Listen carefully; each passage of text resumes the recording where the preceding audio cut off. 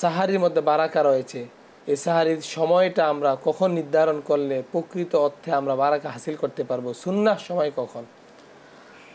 আপনাকে অসংখ্য মোবারকবাদ, ধন্যবাদ। রাসূলুল্লাহ সাল্লাল্লাহু আলাইহি ওয়াসাল্লাম একটি হাদিস ইরশাদ করেছেন যে ইফতার হচ্ছে দ্রুত ইফতার করা, আর সুন্নাহ আপনার সাহারির সময় হচ্ছে সাহারিটা একটু বিলম্বে গ্রহণ করা। এটাই করতেন রাসূল সাল্লাল্লাহু আলাইহি ওয়াসাল্লাম। এবং তার আগে মূলত সাহারির টাইমটাকে তারা সলাতুল তাহাজ্জুদে ব্যয় করতেন।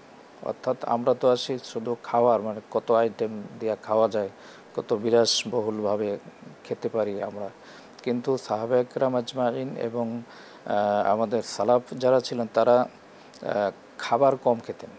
অর্থাৎ তারা ওই টাইমটাকে, অর্থাৎ সুলুসুল লাইল, অর্থাৎ শেষ রাতে যখন উঠতেন তারা সলাতুত তাহাজ্জুদ তারা আদায় করতেন। কত বেশি লম্বা দীর্ঘ সালাত আদায় করা যায়, দীর্ঘ তেলাওয়াত করা যায়, এবং তারা সংক্ষিপ্ত কিছু খাবার তারা খেতেন। যে একটি হাদিসে আসছে, রাসূল সাল্লাল্লাহু আলাইহি ওয়াসাল্লাম বলেছেন, নি'মা সুহুরুল মুমিনি আত-তামর, মুমিনদের জন্য সবচেয়ে উত্তম সাহারি হচ্ছে খেজুর। অর্থাৎ দুই চারটা খেজুর খেয়ে শুধু পানি পান করে তারা সারা মাস এভাবে সাহারি গ্রহণ করত। আর আমাদের হচ্ছে সাহারিটা, অর্থাৎ যত আগে থেকে শুরু করে 1-1.5 ঘন্টা লাগে সাহারি আমরা খেতে থাকবো, যতক্ষণ আজান দেয় ততক্ষণ পর্যন্ত সাহারি খেতে থাকবো, আইটেমের শেষ নেই। তো এই কালচার থেকে আমাদেরকে বের হয়ে চলে আসতে হবে। অর্থাৎ সাহারিটাকে আমরা, এটা সুন্নাহ এবং এটা ভিতরে বারাকা রয়েছে, এবং এটা আমরা ইবাদত মনে করে, এটা একটা ইবাদত। এটাকে অন্য কোনো আপনার ক্রাইটেরিয়ার ভিতরে ফালানো যাবে না, খাবারের ভিতরে ফালানো, এটা ইবাদত। আপনার সাহারিটা ইবাদত, ইফতারও ইবাদত। আমরা মনে করি ইফতার করে না, ইফতারটা ইবাদত। কত বড় ইবাদত যে মুহতারাম বললেন, ইনদা ফিত্রিহি, আল্লাহ তাবারক ওয়া তাআলার সব কাছে যে একটা আনন্দ, রোজার যারা রেখেছেন তাদের সেই আনন্দটার একটা অন্যতম আনন্দ সময় হচ্ছে আপনার ইফতার গ্রহণ করা।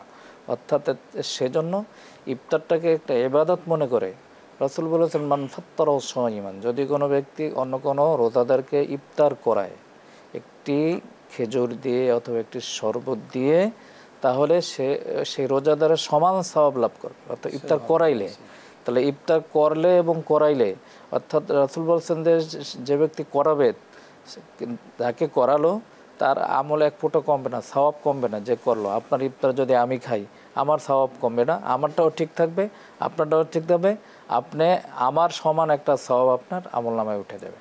সুতরাং এটাকে রমজানের ইফতার, সাহরি গ্রহণ, এটা ইবাদত, এটা দুনিয়ার কোনো লৌকিকতা নয় যে না আমি এটাকে একেবারে বিলাসবহুলভাবে আমাকে পালন করতে হবে, আমাকে খেতে হবে। অর্থাৎ আমার মূল টার্গেট থাকবে যে আমার ইবাদত ঠিকঠাকভাবে হচ্ছে কিনা, আমাদের এই তাকওয়া অর্জন হচ্ছে কিনা। হুসুলুত তাকওয়া, এই সিয়াম হচ্ছে হুসুলুত তাকওয়া, শাহরু রমাদান। তো তাকওয়া অর্জন হচ্ছে কিনা, আল্লাহর ভয়, আল্লাহর ভালোবাসা, প্রেম হৃদয়ে আমার ভিতরে উদ্দোলিত হচ্ছে কিনা, তৈরি হচ্ছে কিনা, খুশু তৈরি হচ্ছে কিনা। আর সালাত দেখেন, আমরা সালাতুত তারাবি কত দ্রুত আমরা পড়ে ফেলি, একটু চিন্তা করি না যে এত দ্রুত সালাত, এত দ্রুত রুকু, এত দ্রুত কোরআন তেলাওয়াত, যে যারা আমরা ইমাম এবং খতিবদের সাথে জড়িত আছি, যে এরকম অনেক অনেক জিনিস আমরা কিন্তু এগুলো ফেস করি। দেখা যায় যে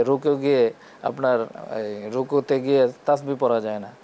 আমি এক জায়গায় পড়েছি, দেখি যে আপনি সূরা তাশাহুদ আমি অর্ধেকই শেষ করতে পারি না, এতে সালাম ফিরে ফেলছে। তাহলে কত দ্রুত গতিতে 3G 4G 5G গতিতে আপনার এই ইবাদতগুলো হচ্ছে। এই জন্য ইবাদতের মাধ্যমে কোয়ালিটি মেইনটেইন করা উচিত, খুশু তৈরি হয় না। আর ইবাদত যেটা হুসুলুত তাকওয়া, সেই তাকওয়া তো অর্জন হবে না। তাই আমাদেরকে সেই ইবাদতের কোয়ালিটি বজায় রেখে, কোয়ান্টিটি না, সংখ্যা না, কোয়ালিটি ধরে রেখে ইবাদত করতে হবে। তাহলেই আমরা এই রমজানের আমাদের পারিবারিক, সামাজিক, রাষ্ট্রীয় এবং আন্তর্জাতিক যে রমজানের আপনার শিক্ষা রয়েছে, সেই শিক্ষা আমরা অর্জন করতে পারবো।